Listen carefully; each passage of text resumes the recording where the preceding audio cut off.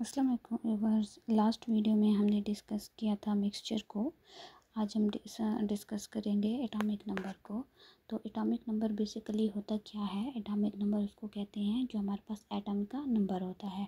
ये इसके नाम से भी ज़ाहिर हो रहा है कि एटॉमिक नंबर किसको कहते हैं। जो एटम का नंबर होता है, जो एटम को नंबर असाइन किया जाता है, उसको कहते हैं एटॉमिक नंबर। अब क्वेश्चन ये राइज होता है कि एटम को नंबर क्यों दिया जाता है, क्यों एटम को एक नंबर असाइन किया जाता है।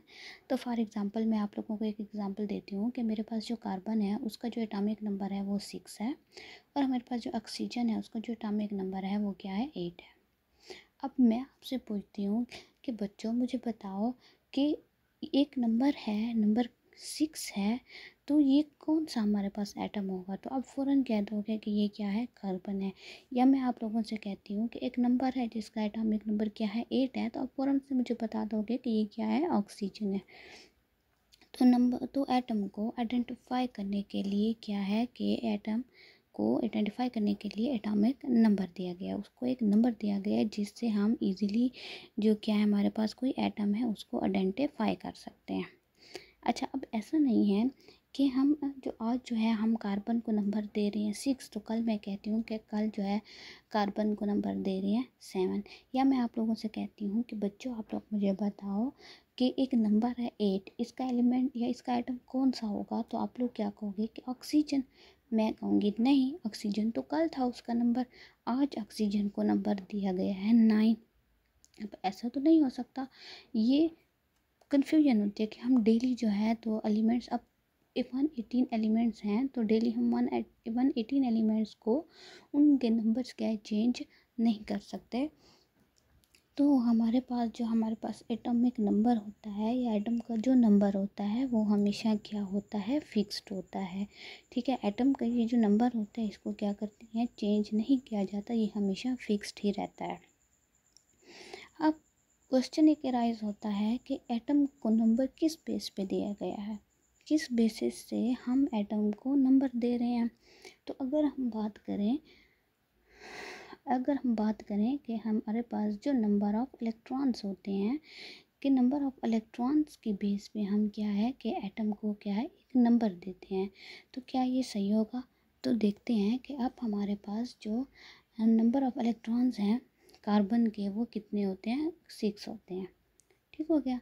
नंबर ऑफ़ इलेक्ट्रॉन कार्बन के कितने हैं, 6 हैं, और ऑक्सीजन के नंबर ऑफ़ इलेक्ट्रॉन्स कितने हैं, 8 हैं।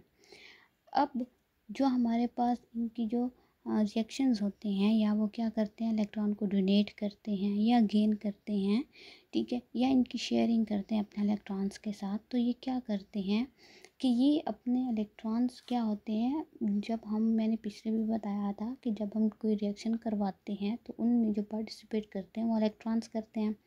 अब हम इसके कार्बन की जो इलेक्ट्रॉनिक कन्फिगरेशन देखें, 2 है और 4 है।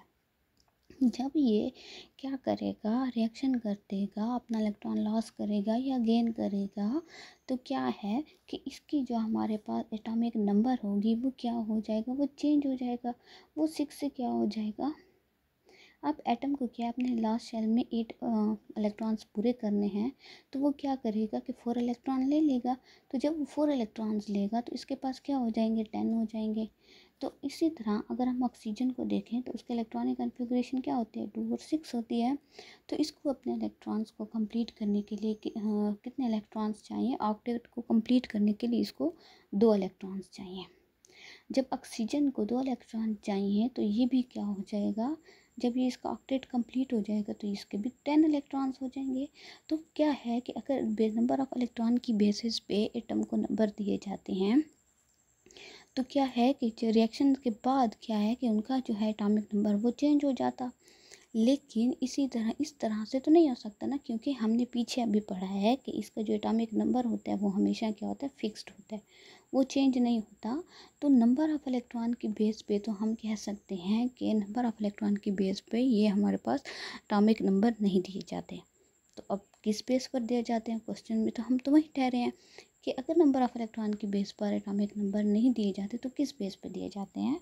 तो हमने पीछे पढ़ा था एटम के बारे में कि एटम का जो न्यूक्लियस होता है उसमें क्या होते हैं, प्रोटॉन्स होते हैं, और क्या होते हैं, न्यूट्रॉन्स होते हैं। तो जो प्रोटॉन्स होते हैं अब न्यूक्लियस के अंदर जो हमारे पास प्रोटॉन होते हैं और न्यूट्रॉन होते हैं, ये केमिकल रिएक्शन में क्या हिस्सा नहीं लेते।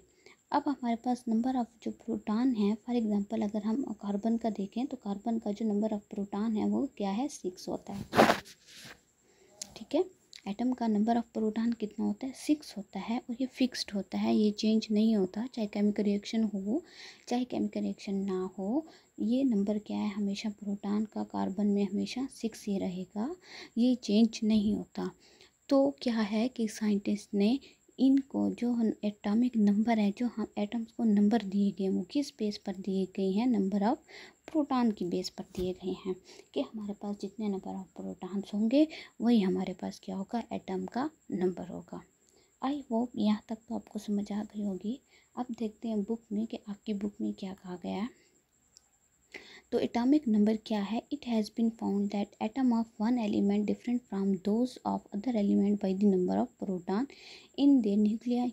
कि हमारे पास जो एटम होते हैं, एक एलिमेंट के जो एटम होते हैं, फॉर एग्जांपल अगर हम बात कर लेते हैं कार्बन की, तो हमारे पास जितने भी कार्बन होंगे वो क्या होंगे, डिफरेंट होंगे दूसरे एलिमेंट से। नाइट्रोजन कर लें या हम क्या कर लें, ऑक्सीजन कर लें, तो वो क्या होंगे, आपस में एक दूसरे से क्या होंगे, डिफरेंट होंगे। क्यों डिफरेंट होंगे, क्योंकि इनके जो नंबर ऑफ़ प्रोटॉन्स हैं, इन तीनों के जो नंबर ऑफ़ प्रोटॉन्स हैं वो क्या होंगे, एक दूसरे से डिफरेंट होंगे। No two elements have the same number of proton. कोई भी हमारे पास ऐसे दो एलिमेंट आपको नहीं मिलेंगे जिनके नंबर ऑफ़ प्रोटॉन सेम हो। फॉर एग्जांपल अगर मैं कह रही हूँ कि कार्बन का जो नंबर ऑफ़ प्रोटॉन है वो 6 है और नाइट्रोजन का भी 6 है, तो ये स्टेटमेंट क्या हो जाएगी, गलत हो जाएगी।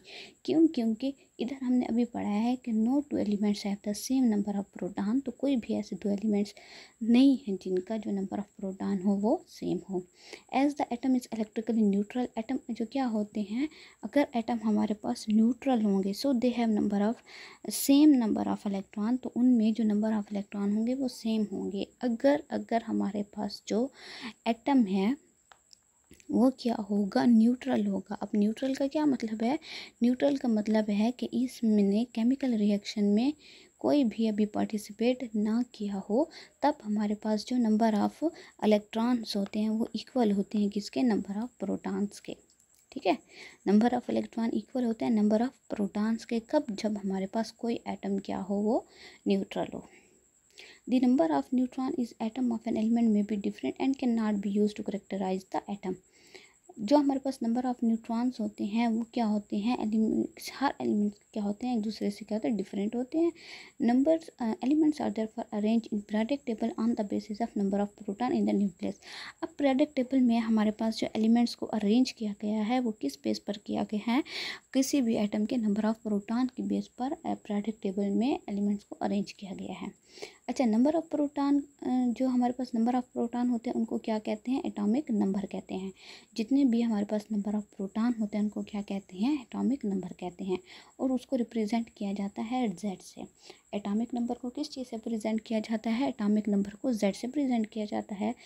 अब इसकी डेफिनेशन जो है हम वो देखते हैं, the atomic number of an element in the number of proton present in the nucleus of an atom. जितने भी हमारे पास एटम है उसके न्यूक्लियस में जितने भी नंबर ऑफ प्रोटॉन्स होते हैं उसको क्या कहते हैं, एटॉमिक नंबर कहते हैं। अगर हम इसका फार्मूला देखें तो एटॉमिक नंबर किस चीज़ के बराबर होते हैं, नंबर ऑफ प्रोटॉन के बराबर होते हैं या नंबर ऑफ इलेक्ट्रॉन्स के बराबर होते हैं इन एन एटम। लेकिन ये उस कंडीशन में होता है, नंबर ऑफ इलेक्ट्रॉन्स के इक्वल उस कंडीशन में होता है कि जब हमारे पास एटम क्या हो, न्यूट्रल हो।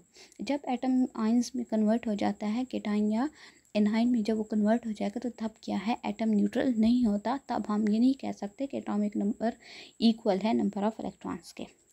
Hydrogen, carbon, oxygen contain 1, 6 and 8 protons in their nucleus respectively. Thus the atomic number of hydrogen, carbon and oxygen are 1, 6, 8 respectively. अब जो हमारे पास हाइड्रोजन का एटॉमिक नंबर है वो 1 है। क्यों, क्योंकि इसके नंबर ऑफ प्रोटॉन कितने हैं, 1 है। कार्बन का देखें तो कार्बन के नंबर ऑफ़ प्रोटॉन कितने हैं, 6 हैं। ऑक्सीजन का नंबर ऑफ़ प्रोटॉन कितने हैं, 8 हैं। और सोडियम का नंबर ऑफ़ प्रोटॉन कितने हैं, हमारे पास 11 हैं। इस बेस पर इनको पीरियोडिक टेबल में अरेंज किया गया है। नेक्स्ट देखते हैं। अच्छा, यहाँ तक हमारा जो टॉपिक था वो क्या हो गया, कंप्लीट हो गया। तो आई होप आपको एटॉमिक नंबर की समझ आ गई होगी। इंशाल्लाह नेक्स्ट वीडियो में हम डिस्कस करेंगे मास नंबर